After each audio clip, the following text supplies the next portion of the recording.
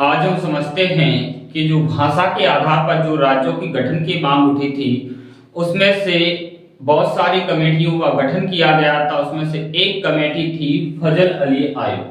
जी हाँ दोस्तों, फजल अली आयोग क्या है, इसकी क्या क्या सिफारिशें थी, भारत में जो राज्यों का गठन की इनने मांग को स्वीकार किया गया है इस सिफारिश के आधार पर या नहीं किया गया है, और अगर किया गया है तो कितने राज्यों को यहाँ पर बनाया गया है, इनके बारे में आज हम समझते हैं हम आज कि जो फजल अली आयोग क्या है, यानी फजल अली कमीशन। फजल अली आयोग क्या है, पहले हम समझ लेते हैं। जो फजल अली है, इनका पूरा नाम क्या है, तो खान बहादुर सर सईद फजल, खान बहादुर सर सईद फजल अली इनका नाम था। और ये समझते हैं कि इसका जो गठन है फजल अली आयोग का कब किया गया था, 1953 में। कब किया गया था, 1953 में किया गया था। इसमें टोटल सदस्य कितने थे, तो इसमें सदस्य की जो संख्या थी वो 3 थी। फजल अली आयोग में जो सदस्यों की संख्या क्या थी, 30 थी, वो 3 थी। तीनों में पहला एक तो स्वयं क्या थे, फजल अली थे। एक स्वयं कौन थे, फजल अली, और 2 अन्य लोग थे। 2 अन्य लोग कौन थे, के एम पारिकर और एच एन कुजरू, जिनको हृदयनाथ कुजरू कहते हैं, हृदयनाथ कुजरू। जे यहाँ पर 3 व्यक्ति यहाँ पर फजल अली आयोग के सदस्य थे। इन्होंने अपनी रिपोर्ट को सौंपा, जो रिपोर्ट इन्होंने बनाई, रिपोर्ट को सौंपा 1956 में। और इन्होंने कहा कि भाषा के आधार पर राज्यों का गठन तो करना चाहिए, इन्हें समर्थन किया। फजल अली आयोग ने क्या किया, राज्यों के आधार पर, यानी जो भाषा के आधार पर राज्यों की गठन की मांग को कहा कि कोई दिक्कत नहीं, भाषा के आधार पर राज्यों का गठन करना चाहिए।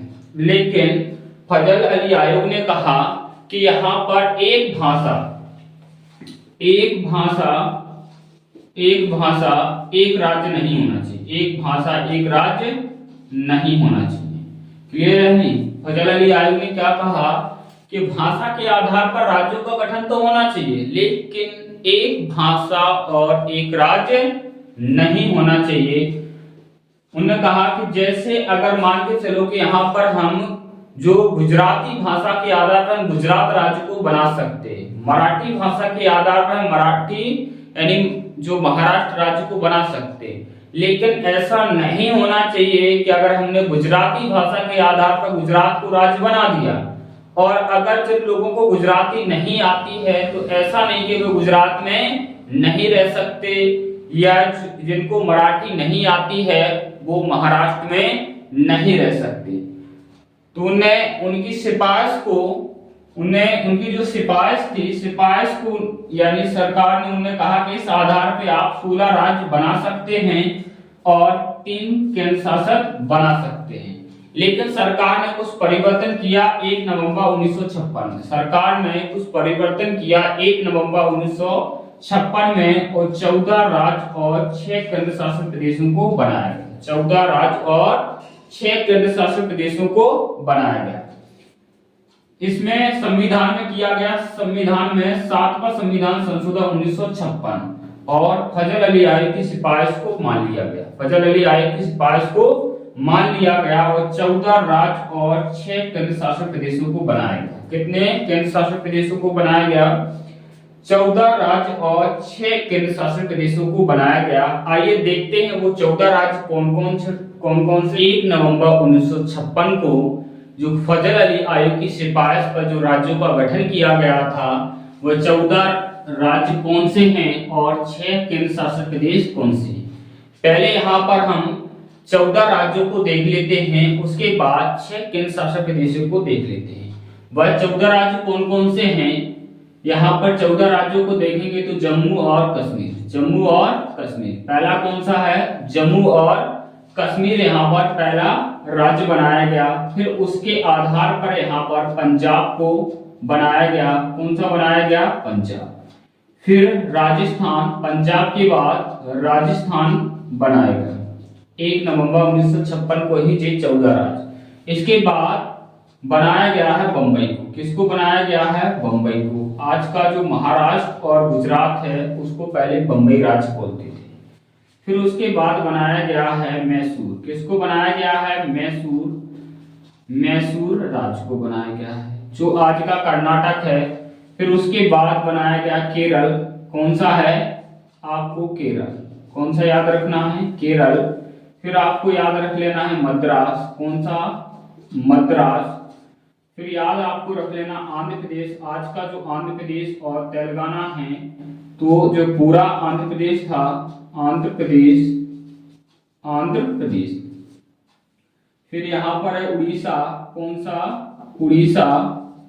उड़ीसा और पश्चिम बंगाल। उड़ीसा और पश्चिम बंगाल आपको याद क्या रखना? उड़ीसा और पश्चिम बंगाल।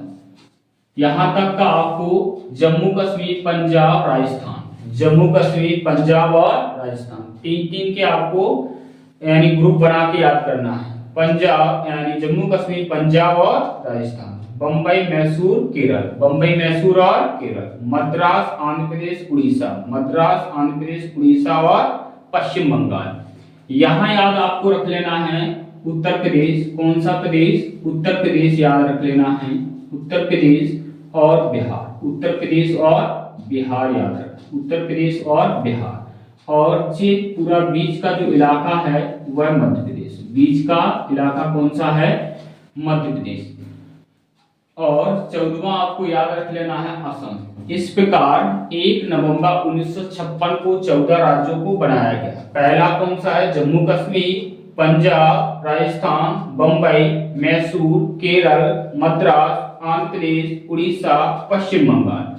फिर उत्तर प्रदेश, बिहार और मध्य प्रदेश। उत्तर प्रदेश, बिहार और मध्य प्रदेश। इसके बाद आपको याद रख लेना है असम। अब इसके बाद देखते हैं जो 6 केंद्र शासित प्रदेश हैं। 6 केंद्र शासित प्रदेश कौन कौन से? तो पहला यहां पर आपको रखना है हिमाचल प्रदेश। कौन सा प्रदेश? हिमाचल प्रदेश। तो ध्यान रख लेना है वह है हिमाचल प्रदेश राज्य बनने से पहले क्या था? केंद्र शासित प्रदेश था, हिमाचल प्रदेश।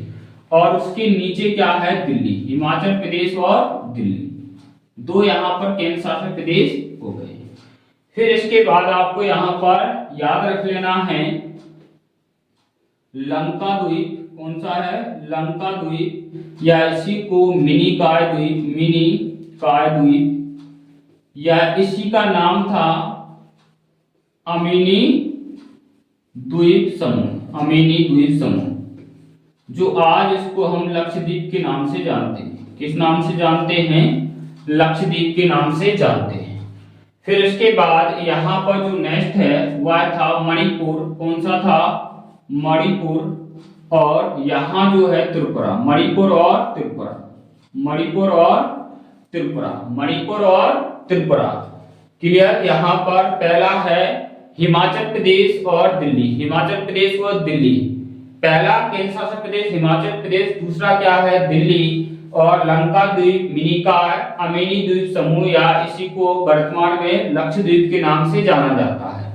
त्रिपुरा और मणिपुर, त्रिपुरा और मणिपुर। और जो नेक्स्ट जो 6वां था अंडमान, अंडमान और निकोबार द्वीप समूह। निकोबार द्वीप समूह, अंडमान निकोबार द्वीप समूह। इस प्रकार 1 नवंबर 1956 को 1 नवंबर 1956 को 14 राज्य और 6 केंद्र शासित प्रदेशों को बनाया गया, जो नक्शा के माध्यम से हमने उनको